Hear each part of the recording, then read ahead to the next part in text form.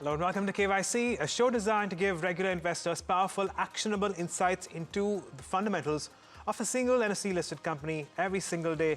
Today, we are talking about Apollo Microsystems. This small cap company has made waves because of the kind of growth it has in fact shown over the past few years. And there's no stopping, at least at this point in time, because of the improved visibility. But to tell you a little bit more about the company, well, it was incorporated back in 1985.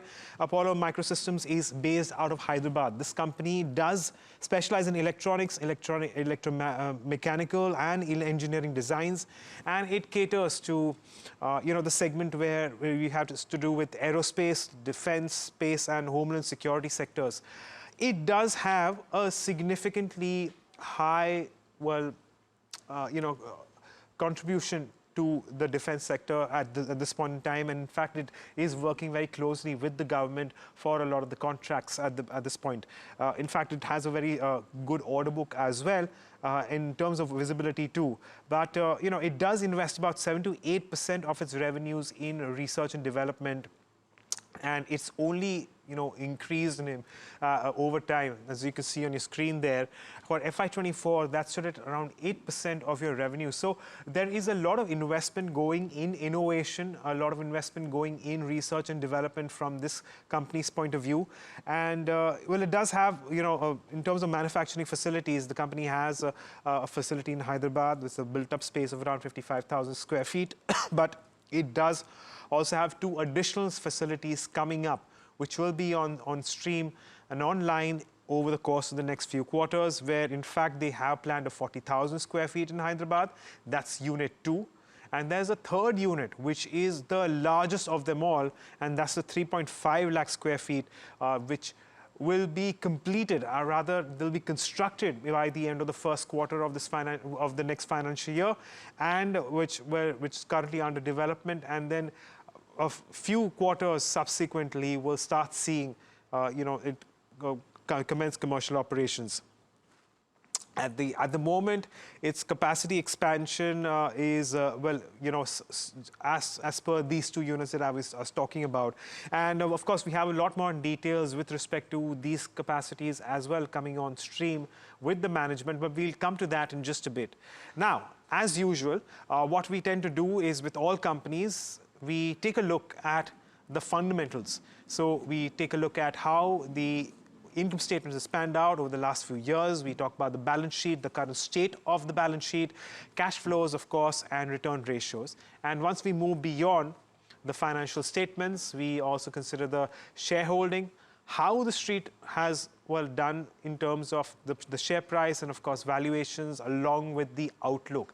It's a very, very interesting company because it's a small cap company with a market cap of not much, less than 10,000 crores.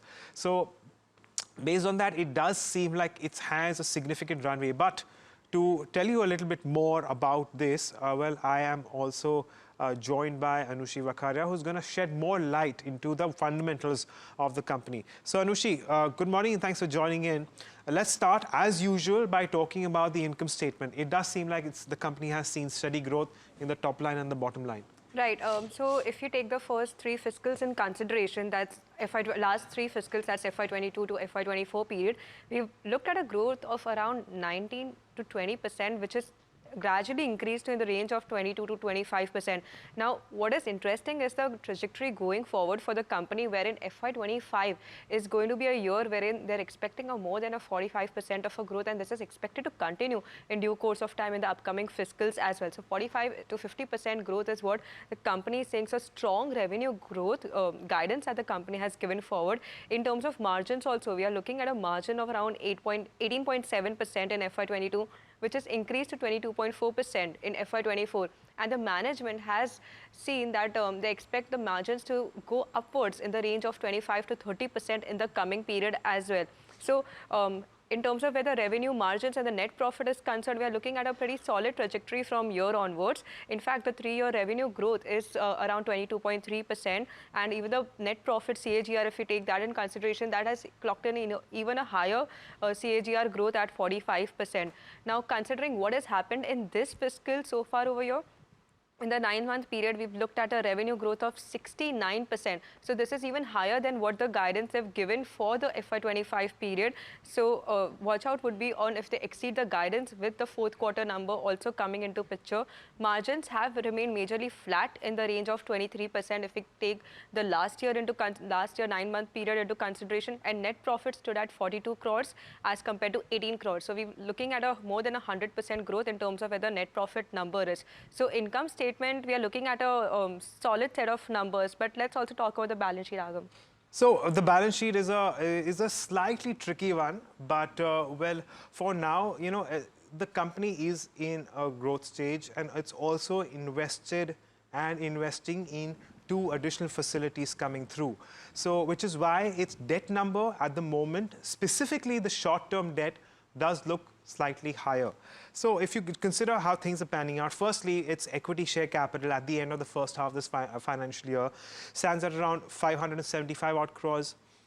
It doesn't have any long debt, or rather, long-term debt is not as much. It seems rather small as compared to its net worth. It does have short-term debt of about 185 crores, of which, do remember that about 26 crores worth of cash in bank is also being held. So on a net basis, it doesn't have that much debt at the moment. A lot of this is short term, as I mentioned. A lot of investments being put into its new facilities, since the company is, well, looking into 2 new facilities. And we'll talk about the order book in just a bit, but because of the fact that it has an expansionary order book right now, it is looking at 2 capacity units being put up, is the reason why we are looking at that, that debt number, that short-term debt number. If you keep that on the side, because it's a growth company and because it has a reasonably good net worth, we'll give this one a thumbs up. So overall, this is how things stand as far as balance sheet's concerned. But Anushi, perhaps on expected lines, cash flows are looking at more negatives than positives. Yeah, right. If we look at the trajectory, as you've mentioned, that cash flow from operations, if you are looking at 16 crore, is the negative 16 crore is the figure that we've seen in FY23. While H1 FY25 onwards, we have started seeing improvement in where the cash flow from operations are considered. Net cash flows majorly remain negligible for the company. Now, do note that the company had raised a certain amount of money in terms of where the preferential issue was also concerned. But we'll give cash flows for now a neutral rating. It depends on how the order flows are, how the revenue growth expectations are going forward, and the net profit, how that builds on to the cash balances for the company going forward. So while that's what we are looking in terms of where the cash flows are concerned. All right. So, moving on, let's take a look at the return ratios. Now, again, as I was mentioning, it's in a phase in which it is making investments, which means that its return ratios will not be good. And they are not only below the 15-20% mark, but they're actually below the 10% mark. So if you consider the return on equity, that currently stands at around 7%, and the return on capital employed stands at around 8.3%. The only reason why we are not giving this a negative or a thumbs down is because these return ratios are also improving. And from what we understand is that once we have a lot of these capacities in place to contribute to the top line with the execution of the order book currently, these return ratios could potentially improve further, which is why we're going to give this a neutral rating at this point in time. And then eventually they can go through our ideal levels of around 15, 20, 25% moving in. That certainly is something that a lot of shareholders will definitely look up to and hope for. But this is as far as return ratios go. Now, Anushi, let's talk about the shareholding. So if you look at the promoter shareholding, that has majorly remained stable in the 55% of mark over the last couple of quarters. Now, it's the foreign institutions where we are, and domestic institutions as well, in fact, that we are looking at a considerable smaller number. It's almost negligible. It's 0.7% for foreign investors, and for domestic institutions, they hold about 0.9% stake, while the public holds about 43.3% stake. So majority of the ownership lies between the promoters of the companies as well as the public which is there.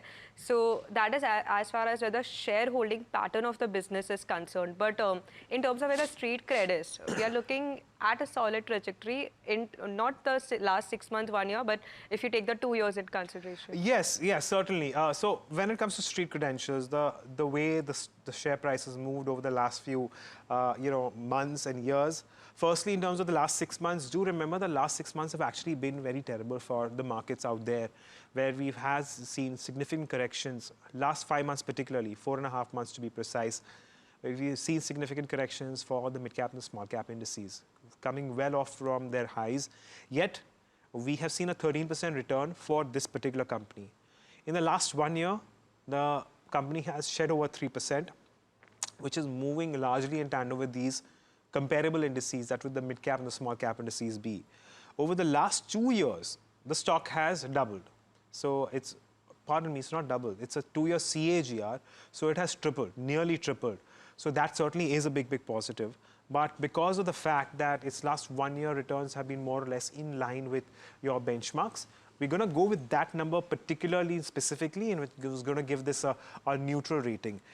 Overall, that's how it stands. But even in terms of your dividend payout ratio, look, it's a growth company, so naturally your dividend payouts are not going to be high, yet it's managed to give you a payout around 4%, 3 to 4% over the last few years. So that's something which I'm sure a lot of shareholders will possibly find as a positive, given the fact that the company is in growth phase. But let's talk about peer comparisons, Anushi. How is the price to earnings looking right now? Like you just mentioned about a point about how the small and the mid caps have been correcting. So these ratios also, when we are looking at that, there has been a significant correction in terms of where the PE ratios are also concerned, if you take the forward picture into the mind. But currently, Apollo Micro, considerably expensive than its peers, about 65 times if you take the trailing PE in consideration, as compared to Bharat Electronics or Data Patterns, which are in the range of 40 to 50x based on the last 4 quarters trailing P that we are taking. But do note that this, as you've mentioned again, we've talked about it, that it is in a high growth phase. It's expected to clock in about 45 to 50% of a growth. So considering this high growth scenario, it does require that higher multiple also for PE, which is there. So yeah, that is why we're looking at possibly a higher multiple as compared to its peers which are there in the field.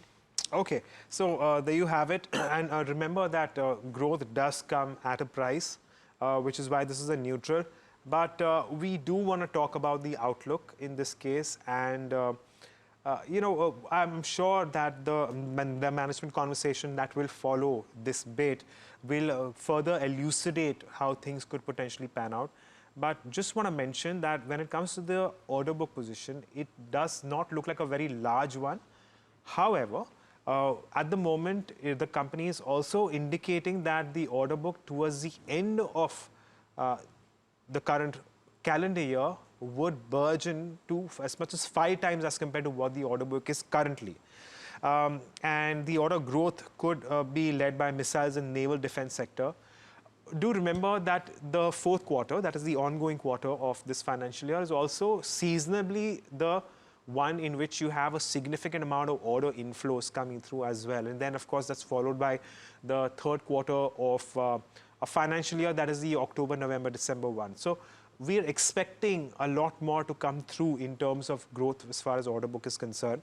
But all in all, this does offer a good visibility as far as revenues go for this particular company.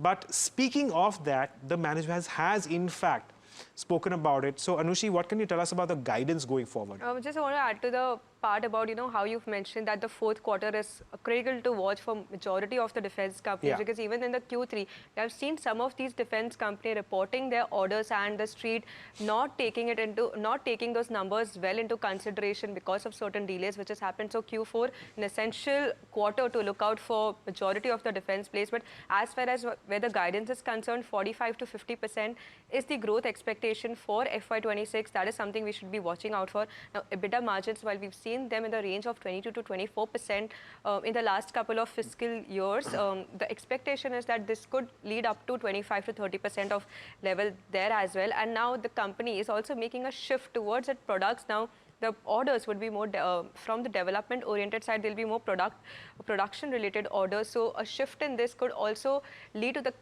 change in the margin profile that we are seeing. So overall, even the guidance as well as the order book positioning, it seems like a strong picture going forward for the business if it manages to clock in those orders that it expects by December end of this year. Yeah, sure. So, overall, it does look like the management seems fairly confident because of the orders that it has bagged, the potential conversations that they are having with government and other clientele with respect to more order flows coming in. And, this gives you good visibility, which is why we're expecting positive things to happen for the company going forward. What does that mean for the overall rating of the company at the moment? Well, so far, because this company is on a growth track, a lot of the parameters are yet to come through. But there are a handful of indications which already suggest that the company is on a path upwards. So when you consider all the parameters which are historical in nature, of course, a lot of these parameters are historical in nature, strong income statement and a balance sheet, with reasonable cash flows along with return ratios which are improving even though they are low at the moment. And pretty steady shareholding, I reckon, very strong outlook, in fact. And valuations are only neutral because the growth is there and the valuations are, slightly rich at this point in time. But that brings us an overall rating for the company at 5.5 out of 8. Now, do remember that we made certain considerations and certain, tweaks with respect to what we can expect. And based on that, we're coming at a rating. This rating can stand to improve further should we see that which has been promised by the management. But speaking of the management, I, in fact, did speak to, Mr. Sai Kumar, who, is a director at Apollo Microsystems. And I started by asking him about growth going forward based on the visibility he has on the order book. And this is what he had to say. Listen in. So, as far as my TAM is concerned, it's a pretty big, but these are all government opportunities, and the defense systems are a little long gestation cycle programs. But we have been giving guidance that we will be growing at 45% rate, 40 to 45% rate every year.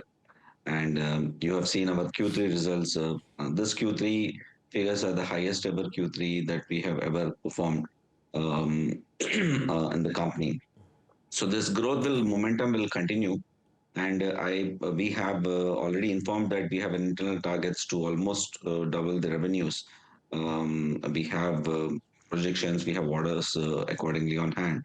But at the same time, we are pretty sure that minimum 45% growth we will continue to, record for the next financial year as well. Right. So can you confirm if your current order book number is what it is?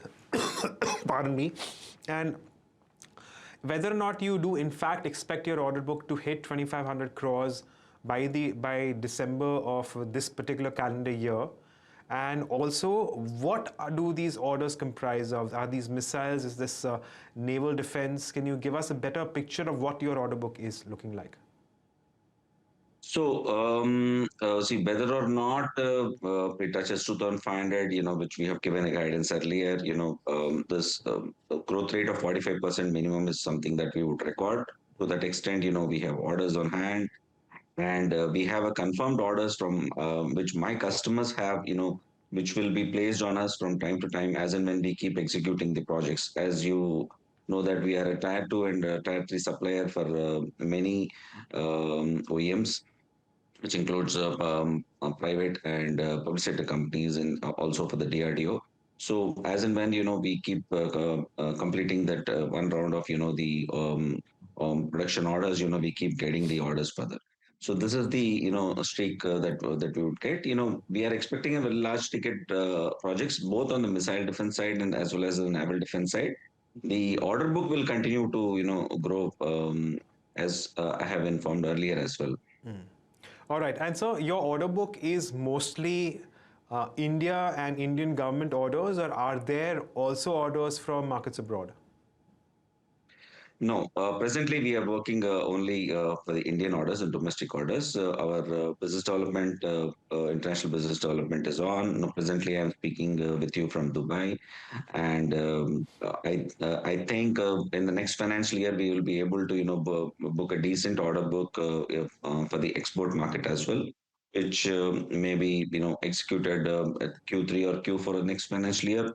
But for sure, next after financial year, our export revenues will be recorded, and significant revenues will be recorded next after financial year. Sure. Sure, sir. So I also want to talk about capacity expansion. I believe that you're expecting one of your units to come on stream online in the first quarter of the upcoming financial year. So can you tell me about what that facility is going to do for you? What does it in fact manufacture? And when can we see it come fully operational, in which it will fully start contributing to your top line?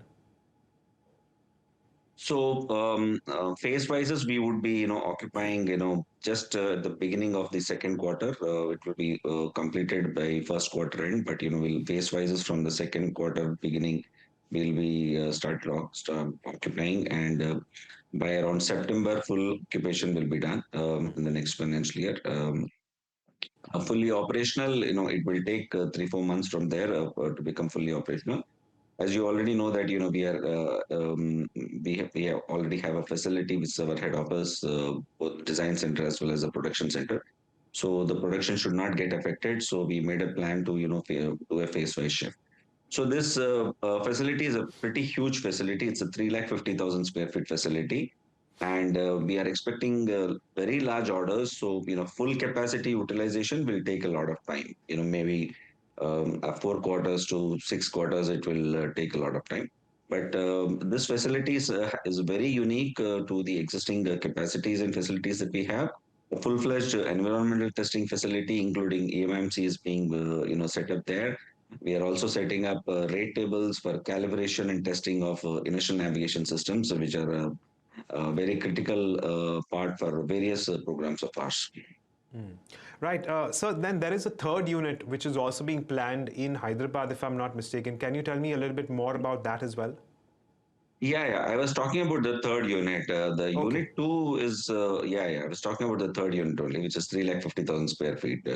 Unit two is already ready because this is Q4. We didn't want to shift our teams there. From Q1 onwards, the teams will be shifted there. It's a 45,000 square feet facility, and Unit 3 is the one which I was talking about, 350,000 square feet, which will have a full-fledged facility in terms of engineering, manufacturing, the board assembly, harnessing, weapon integration, environmental testing, including MMC. It's an end-to-end defense manufacturing facility, world class. And such a kind of facility, we are the only company who would be having such a kind of facility in India with an entire end-to-end facility, including MMC.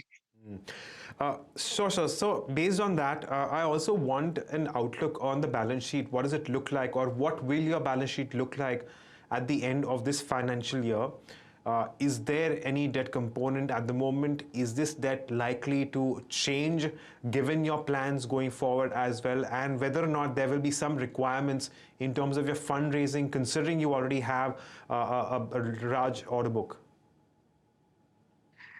Yes, there is no long-term debt as on today, and we have taken a term loan from State Bank of India for our capacity expansion. So there will be some debt that you would see at the end of this financial year, in the balance sheet. Also supplemented by huge equity. We have gone recently, announced for a preferential, equity. We are expecting the approvals from the exchange. Then if it comes, in the month of March, the funds will start flowing. But you will definitely see, some debt as of now. But as of now, there is no debt in the balance sheet. All right, there you have. That's the management of Apollo Microsystems telling us about what we can expect going forward. But on that note, thanking you all for joining us and being part of this edition of KYC. Don't go anywhere though. We've lots more lined up on NDTV Profit. We'll be back in just a bit.